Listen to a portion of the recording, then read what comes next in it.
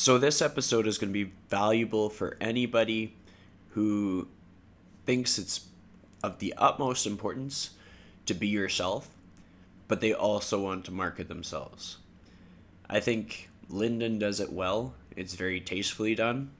If you want to know what I'm talking about, just follow Wheelhouse, follow his account.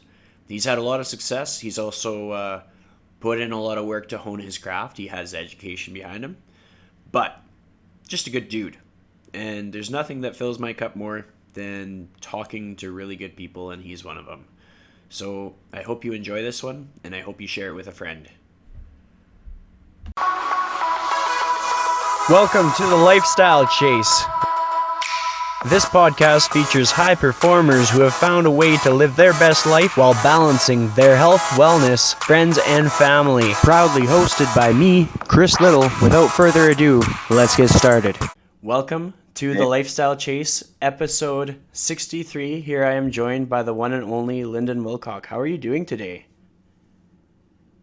So good. Heavily caffeinated. Lots on the go. That's how my days are best spent. What is your preferred way to intake caffeine? Oh, man. Okay, I actually was talking to people the other day about this. And usually people answer this question and they'll be like, oh, in the summer, I like the iced coffees. And then I like a nice dark roast in the winter that's hot. But honestly, I would like to intake my caffeine from other people's half empty coffees. And hear me out before you're like, that's ridiculous. Sometimes I'm like, I don't want to make another decision and be like, oh, I want exactly this much coconut milk in my unsweetened iced coffee. I just want to take a chance on whatever coffee I see laying around and trust that that person made the right decision. And then I'm there. I can just have 6 gulps and be like, okay, I'm ready. I'm feeling sharper. I'm ready to hop on a bike. And I didn't have to make the decision or buy it. So there's my answer. That's crazy, but it's cool. I can see where you're coming from there. You run the risk of a lot of non-determined variables with those coffees that lie around, but right. YOLO, am I right? Yeah. YOLO. Yeah. So love it. Great question. And how about you? Oh, well, you turn the table. I'd say just black coffee. That's the way I like to roll. But I found that there's so many businesses that locally are doing coffee these days that if I had every choice in the world, I would like to support a local business where the dude's in their garage and they're roasting the coffee. And there's just something neat about that and makes it taste better. Love it. Yeah. Have you ever tried? There's a story behind it, hey? I feel like. Yeah. Have you ever tried those Bang energy drinks? No. They're pretty Not crazy. familiar. But they're from the US. There's some stores that import them now across Canada, but that's the cat's meow for energy drink connoisseurs. Why? It's just it has this unique taste and it gives people a feeling of more energy. I think it's got unique ingredients that is a lot it caffeine or is it? I think there might be a stipulation where there's actually not actual caffeine in it, and it's some other herbs and plants and stuff. But yeah, I don't know. I just see it in social media a lot, and it got me curious because I know a lot of people who really enjoy spin really like caffeine. Yeah. So I want to what's it kind of your goes hand in hand. Totally. We got the funny delay that throws us off here and there. Yeah, it's all good. So, what is your origin story for getting into spin? Tell me about the year before you started. Any spin classes, any of the business, any of that? Okay, sounds good. So personally, my background is in hockey. So I'd done some bike training with that, some spin classes. And I, at the same time, or as soon as I was transitioning out of hockey, kind of gravitated towards marketing and business. So this put me in a position where I, for a career, liked the idea of doing something active, but also was passionate about marketing. So I was just winding up a job at the university in Regina and Kyle Gibson, my partner, my business partner, was living in Calgary, and he's just one of those guys who you just in business school you assumed was just going to be the CEO of a big company someday. So I got a Facebook message from him that said, "Hey, I have an interesting idea / potentially an exciting opportunity." And it was around the time where like any Facebook message you get, you're like, okay, what pyramid scheme are you trying to sign me up for? But the fact that it was him made me do a double take. And I was like, yeah, let's chat on the phone tonight. And he'd been in Calgary actually, and he'd really enjoyed spin. And it was since this is over 5 years ago now, it was in its earlier stages with boutique spin studios. And he surprised me by saying, hey, I'm actually thinking of moving home and opening a business. And I like the idea of spin studios. And I had actually put a little bit of thought into it, and I had heard people talking about how much they liked it or liked the idea of it. So I had put a bit of thought into it and thought about it from a business and marketing perspective. And what I liked most about it is that after having worked with a variety of businesses doing marketing for them, I realized that my time was best spent doing marketing for businesses that were inherently social, where there were stories to tell. Like there's a difference between a spin studio and an insurance company in that the spin studio would probably do better on Instagram because there are interesting stories or people to highlight. Just a bit more appealing. So I was like, yeah, Kyle, like this is something I'm interested in. And to be honest, by the time our business partner courtship, as we called it, was over, with the vetting period where we spent literally months making sure it was a good partnership. By the time it was over, we were starting our planning, really not having a lot of experience in spin specifically. So a lot of it was learning on the go as we had, and because we were developing the passion for it, not because we're like, oh man, we've been doing spin for 15 years and now we want to share it with the world. It's like, hey, this is a great idea, and we can, with our high standards, create something and learn it along the way and like bring people along for that journey. I like it. That's a good answer. And I've always noticed like you have a skill for marketing. Like you gave me some advice before the episode, and I'm taking it because I know that you prove your worth. You got a great social media presence. I noticed that you've started to do some stuff for Superstore. So tell me about that. A little bit of how would you get into Superstore? Oh, interesting. Yeah. So I've always been very careful about like the influencer world, because I see a lot of people's content becoming white noise if they don't continue to provide value as soon as they're representing a brand. So I've been very reluctant to jump into that, despite having a few requests from brands. The Superstore one though came at a time when like I love the idea of having like my essentials paid for, and it makes sense for like when I think of what my life essentials are. It's like, okay, it's my workouts, my food, my travel, and my lodging. So those are like the main categories that I would be open to those kinds of partnerships in. So when Superstore came along, I was like, okay, it's a natural fit. I already shop there. Even if I can just get some food paid for, I feel like I can naturally and authentically represent their brand. So there's that side of it. And they just, the agency that represents them reached out via Instagram. So that's how it started.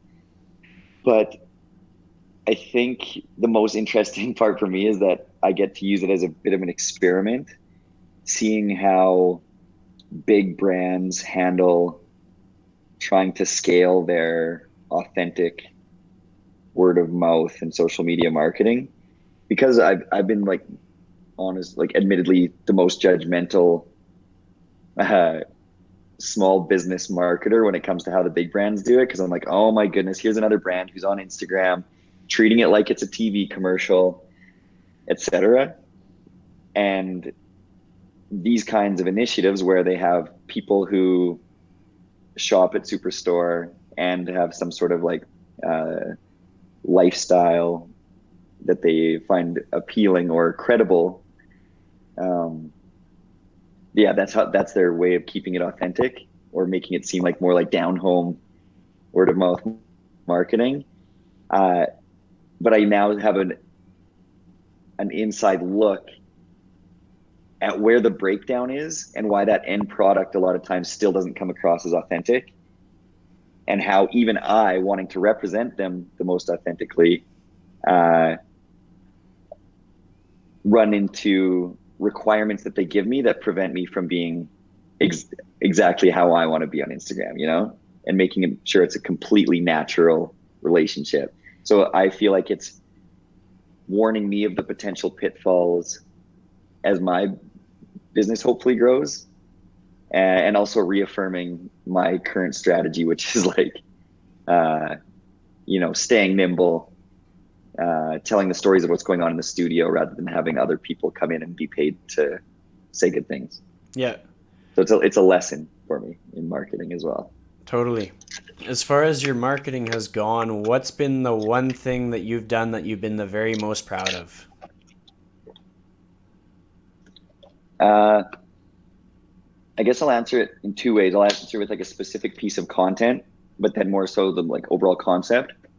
So I'd say the overall concept that I'm most proud of is not because it's something that I did, but because it's something that we as Wheelhouse Cycle Club have bought into, is making not only our business, but our marketing not about us,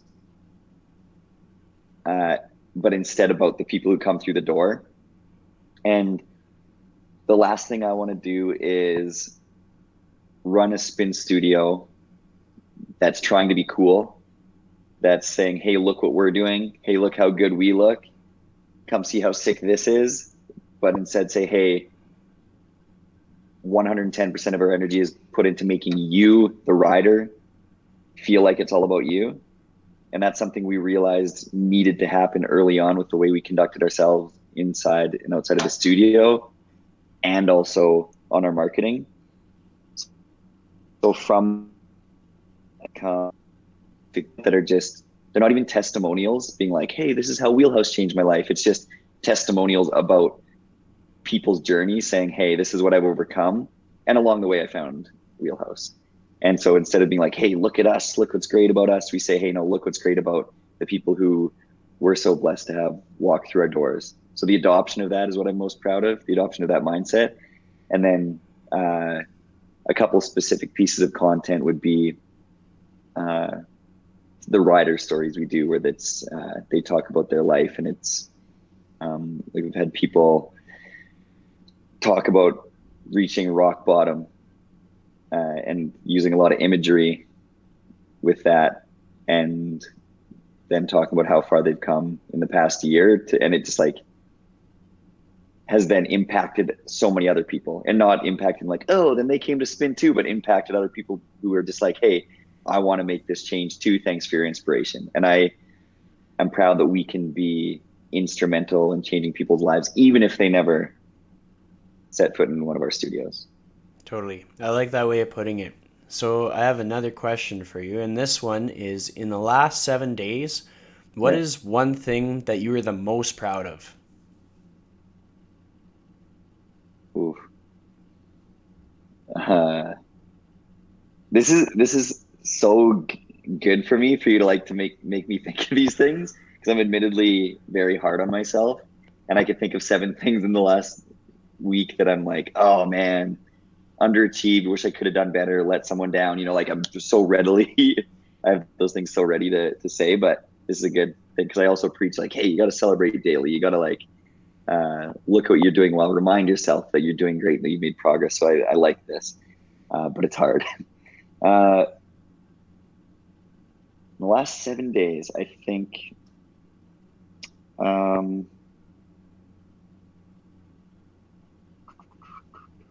man, did you expect this to be this hard? Yeah, For me to come up with something? usually it like drops Do people people cold. typically have a hard time with this one? Yeah. Okay, sick. Thanks. Thanks for the setup.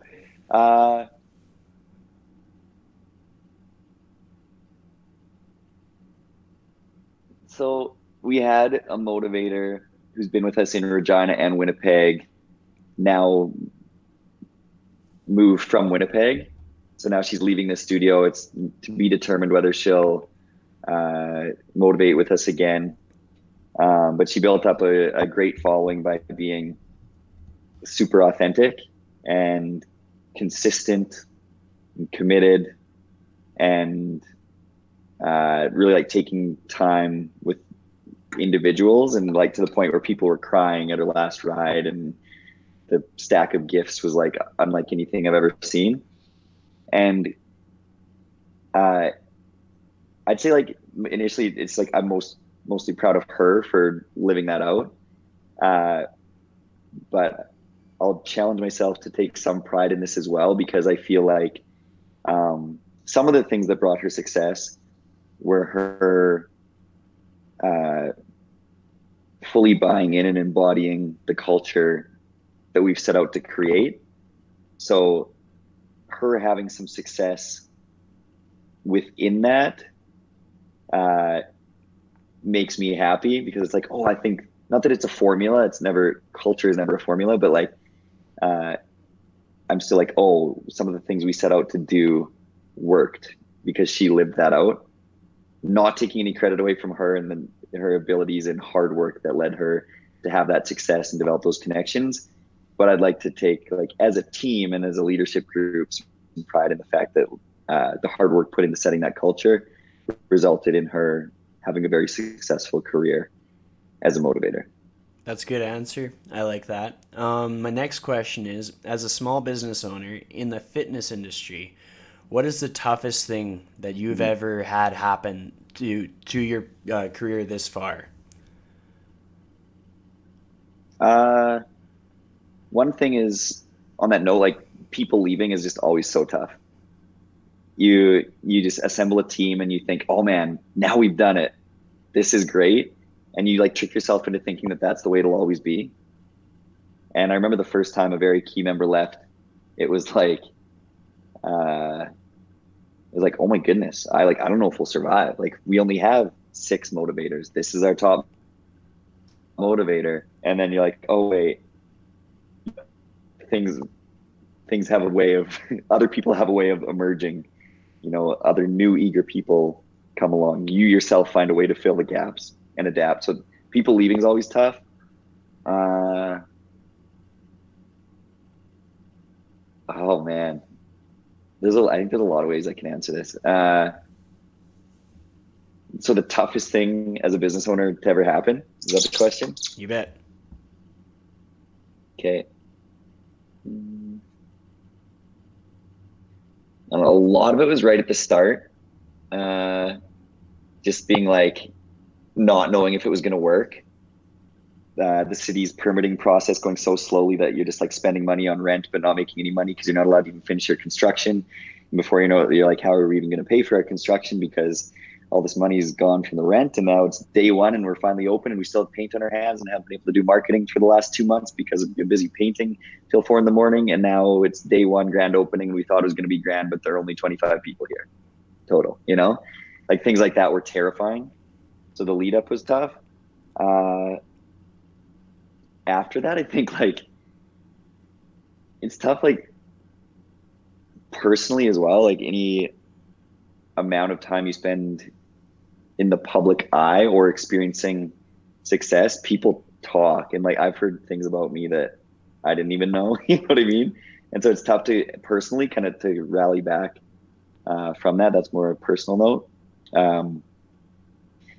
But yeah, I don't know. It's owning a business can be very tough if you don't, like you're encouraging me to do, reflect on how far you've come, reflect on the people you've got to meet along the way, reflect on the people who have honored you by being willing to work with you and for you. And yeah, like that's just so important. So yeah, good question. I could probably talk about it a lot, but I like it. You answered it well. that's good for now. So my next question Hey, thanks. is with high school. What was your high school experience like, and what kind of person were you? Were you like a jock, an academic? Tell me. Uh, oh man, this is so hard to quantify. I split my high school time between my hometown of Mossbank, Saskatchewan, 120 people total in the high school, would have been 10 or 11 people in my graduating class, and then Moose Jaw when I moved away for hockey in grade 11. And my graduating class there had 100 people, and I thought it was just the biggest school on earth. I was like, this is crazy. Like, this is awesome, because I loved people. So in high school, I think I was like early on, I was really focused on hockey. I wasn't a partier. So we were all in our small town school, like everybody was like quite accepted and got along. We were a tightly knit group, but it wasn't like popular by any means. I was just like, I don't know. But I was always a very like motivated and passionate person. Like I feel like I embodied school spirit. And when I moved to Moose Jaw, I was a hockey player at a school where a lot of the hockey players went. But I kind of subconsciously made it my mission not to just be seen as like, oh, here's one of those hockey players who's here for part of the year. So I ended up staying the whole year. And I remember someone into my second year there, someone I'd hung out with quite a bit in the middle of class one day was like, what? You're on the hockey team? And I was like, I was proud of that moment because I was like, oh, cool. I'm not like typecasted. And hopefully that means I'm well-rounded and mobile with my friend groups. So I made it my mission to be friendly. And one of the greatest honors I received in high school is there's like the most likely twos and these awards that voted on by your peers at the end of the year. And I was voted most likely to live in Mr. Rogers' neighborhood. So it's kind of like the friendliness award, which looking back is like so cheesy, but like, I'm still proud of that. Like, just, I like being known as friendly. I think that's a good takeaway. That is the mark of a good human being. When that's what they're proud of out of high school, is being called most friendly. Like that's how you know it's a good person. So my next question for you is going to be, when you were just leaving high school, like were you thinking it was going to be a career in hockey, or were you thinking it's time to gear up and go to school? And would you picture yourself being in the position you're in now back then? Leaving high school, it was education. And like stupidly, I I love the idea of being like a college hockey player in the States who eventually makes the NHL, but also has like a PhD, like just as like all around overachiever. But the reality was I was like, okay, I've played AAA hockey for 2 years. Now it's time to make the jump to junior. I want to make the WHL. I'm going to set my sights on that. At the very least, play junior A for 3 years and then go to college and play hockey. And it was like, okay, do or die. I need to do this. And a lot of it was motivated by my identity being found in the fact that I was a hockey player. I think that's something that's like super common among athletes and among professionals of any trade, really. And in hindsight, it's like, oh man, I probably would have made a more well-rounded decision if I wasn't motivated by the fear of no longer being a high-achieving hockey player. But I, milked the hockey career out for another number of years, school along the way. And so to answer your question, did I foresee this career path? I'd say no, not really, because I kind of had more traditional career paths in mind. I was like, oh yeah, like the hockey education, maybe law, something like that. But I think with like most of the best laid plans, they can be made a fool of. And it turns out my reality, in my opinion, is even better. And I couldn't even imagine it because I get to work with so many amazing people. I still get to be active. Like I get to work out while at work. I meet so many people. I get to do something I'm good at. I get to try. If one day I'm like, oh my goodness, my general workload is either too much or not enjoyable, I can shift and work on another aspect of the business and try something that I haven't. So I'm like, to answer your question, no, it's not necessarily what I anticipated, but it's even better than I could have imagined. I like that. That's despite the fact it's a ton of hard work. Oh, totally, for sure. So my next question for you is, I want you to think about 3 people that you really look up to. Just like it could be family, it could be friends, it could be people younger, older, whatever. Just 3 people that really stand out, and tell me why. Mm-hmm. Okay, so first, my dad, because he's an incredibly hard worker and he's preached work ethic since day one. And even though I remember him saying like, oh, you got to work hard and making me work hard growing up, it's taken almost till now to fully appreciate it and apply it to the new things in my life as like I attempt to carve a career out for myself. But then my mom as well has balanced that out by being like encouraging smart work. And so that's like really balanced out my worldview of work. And I think if you can have both those things, then you're doing something right. And then thirdly, I'd say like anybody who's incredibly selfless, but one person is Wayne Mantika. People from Saskatchewan tend to know who he is because he's on CTV News, and he's just like a really good-natured, trusted news reporter. He's just so kind, and he's an amazing example of someone who takes a genuine interest in the lives of others and always steers the conversation away from himself. And I'll talk to him for an hour and then I'll be like, why do I feel so good? And then I'll be like, oh wait, because he made me talk about myself for like the whole time. And people love to talk about themselves. And I think it's such a good example that we can apply at Wheelhouse in like getting to know our riders. It's a useful tool for anyone who has social anxiety.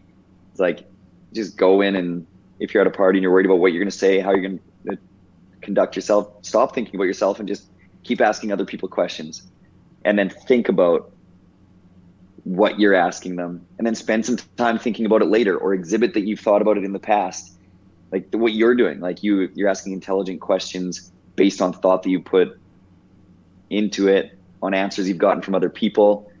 And before I know it, I'm on your podcast having a great time because you're making me talk about myself. So a guy like Wayne is a shining example of making everything you do about like serving people around you, even if it's just by exhibiting that you're very interested in their life. And one of the best quotes I've heard, and I'm going to butcher it, is something like, it's a lot more it's a lot more effective to be interested than interesting. And I think it's a good lesson for social media. Everyone's trying to be cool. Everyone's trying to be interesting. But instead, the best way to have an impact is to take a genuine interest in your followers, in your friends, in the people around you. I like that. So you're someone who's on social media a lot, like for business, for all these things. I see sometimes in your story, you're planning out your posts. Have you ever had a time where you had to like step away from social media? Like it was just too much for you. You needed some balance.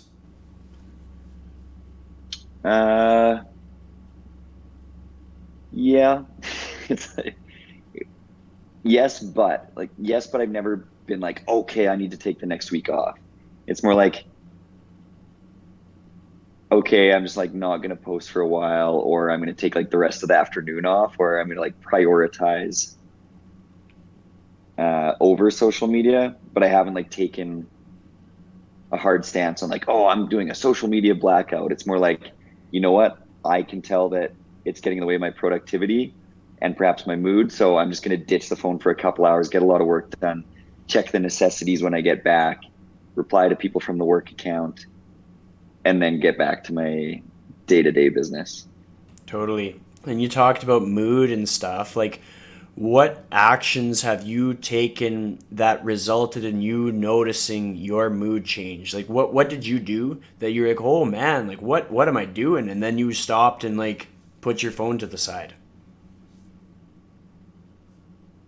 I think just like seeing other people's lives and what they're doing, and then kind of creating stories around their perception of you, and being like, oh, and I can't think of a specific example, but then a lot of it was just taking on,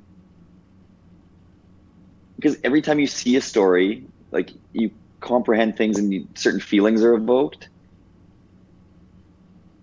You know what? I think this is it. I think it's more like you think that you're doing it for enjoyment and entertainment, but before you know it, you're like, oh, this is what I'm not doing. There's people doing things I'm not. And then your net positive emotion from all the swiping isn't like, oh, I'm entertained and refreshed. It's more like, eh. And in that time, for me, the big thing lately is like, wow, the colossal time waste it can be. So let's say I have slightly negative emotions surrounding my 20 minutes of viewing people's stories. Not only do I come out on the other side less prepared to take on my day and what I want to accomplish for myself and others, but I've also lost that time. And then I'm like, you know?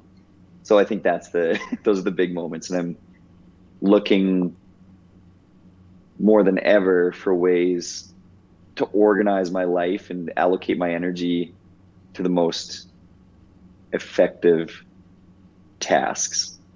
And so I'm a lot more conscious of that lately. That's a good answer, because like some people haven't even caught themselves yet. They're still just like scrolling along and they're getting frustrated, and it can lead to a lot of like unnecessary emotions based on things that we see in a phone screen and not things that we see in reality. Like Mm-hmm. quite often I'll encourage people to spend more time like in person with others because of how much more beneficial for that, like how much more beneficial that is as humans than just always like contacting people through DMs. And that's the great thing about like the community that Yeah. you foster over at Wheelhouse. So my next question is, out of all of the interactions that you've had through your business, what's one that just sticks and you'll never forget it?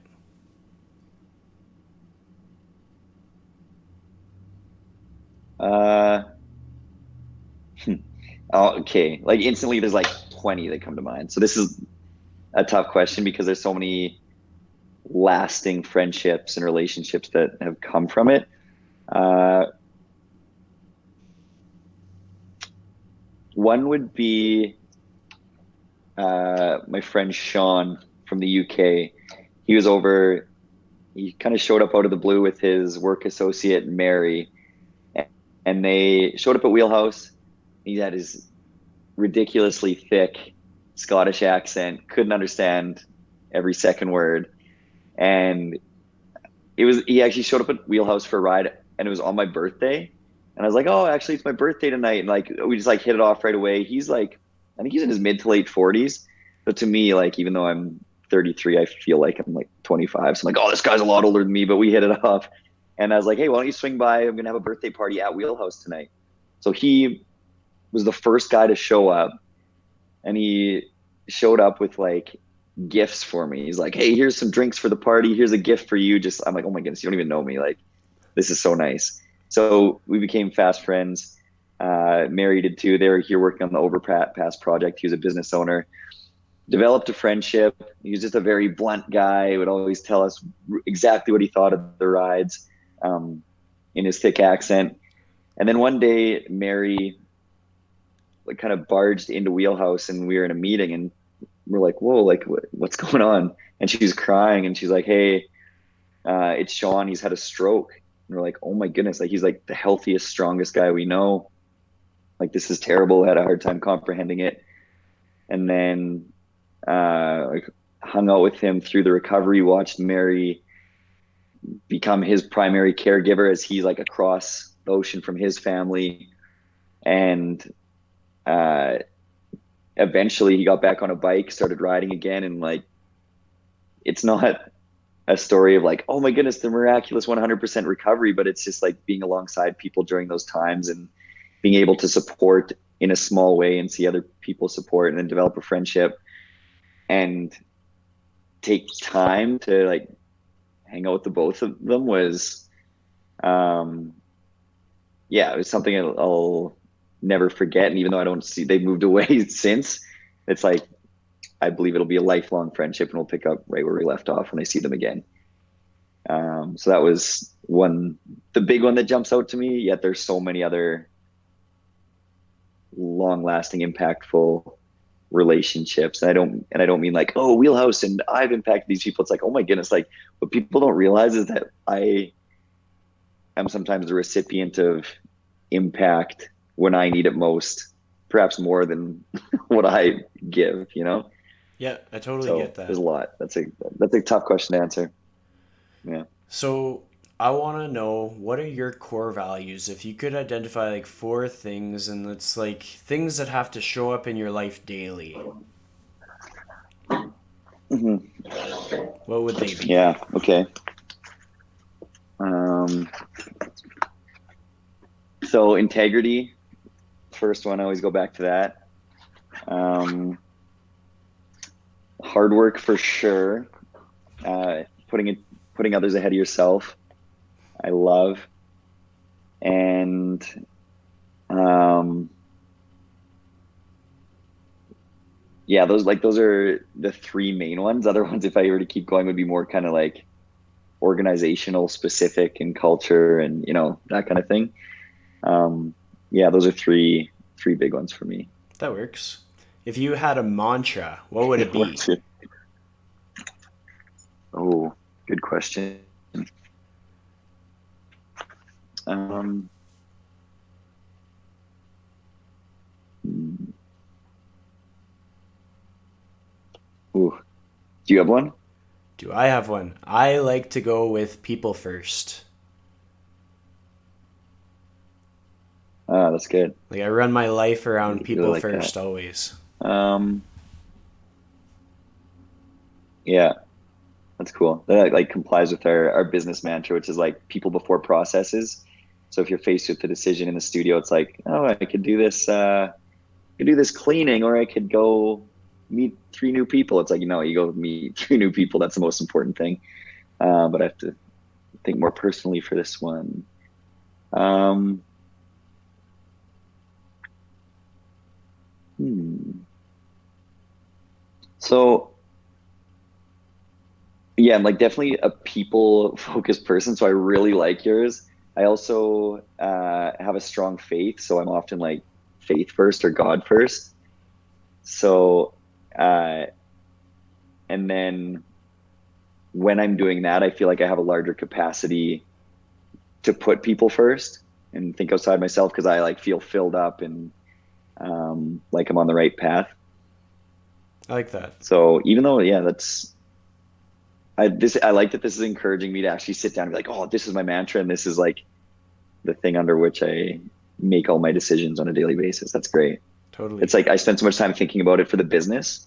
So like, why don't I do that for myself? That's awesome. So I got two more questions for you. Second last one is if you could give advice to your 27-year-old self, what would that advice be? Mm. Uh, this is something I've been thinking a lot about lately, because when like starting Wheelhouse, like and running a small business and trying to rapidly grow, you just get caught up in the day to day, and there's always so many things you can do, and you're like putting out fires, working on the thing that's closest to you. But often those things are short term things, and sometimes you forfeit the things that set you up for the most success in the long term, especially personally.